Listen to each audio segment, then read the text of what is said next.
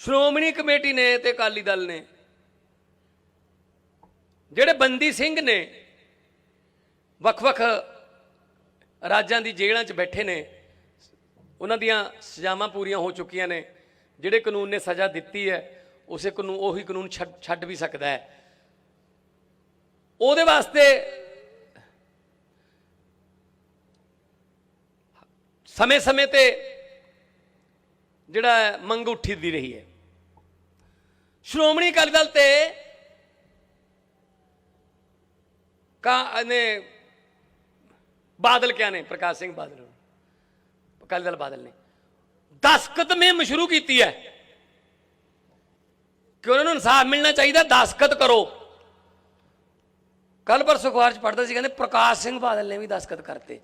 ਉਹ ਮੈਂ ਕਿਹਾ ਜਦੋਂ ਤੇਰੇ ਦਸਤਖਤਾਂ ਦੀ ਕੀਮਤ ਪੈਂਦੀ ਸੀ, ਮੁੱਲ ਪੈਂਦਾ ਸੀ, ਉਦੋਂ ਤਾਂ ਕੀਤੇ ਨਹੀਂ। ਹੁਣ ਤਾਂ ਮੈਂ ਪੈਰਾਂ ਦੇ ਅੰਗੂਠੇ ਲਾ ਦੇ, ਹੁਣ ਕੀ ਕੌਣ ਪੁੱਛਦਾ ਦਸਤਖਤਾਂ ਨੂੰ।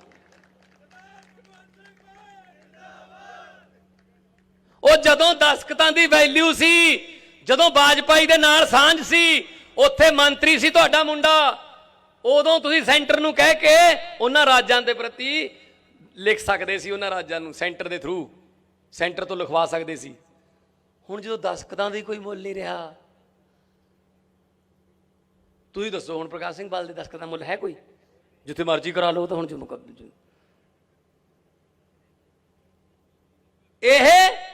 ਇਹਨੂੰ ਕਹਿੰਦੇ ਆ ਵੇਲੇ ਦੇ ਕੰਮ ਕਵੇਲੇ ਦੀਆਂ ਟੱਕਰਾਂ।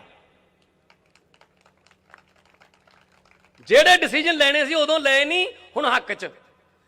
ਕਿਸਾਨਾਂ ਦੇ ਤਿੰਨੇ ਕਾਨੂੰਨ ਆਪ ਬੈਠੀ ਸੀ ਹਰਸਿਮਰਤ ਕੌਰ ਕੈਬਨਿਟ ਦੇ ਵਿੱਚ, ਜਦੋਂ ਤਿੰਨੇ ਕਾਨੂੰਨਾਂ ਨੂੰ ਪ੍ਰਵਾਨਗੀ ਦਿੱਤੀ ਹੈ।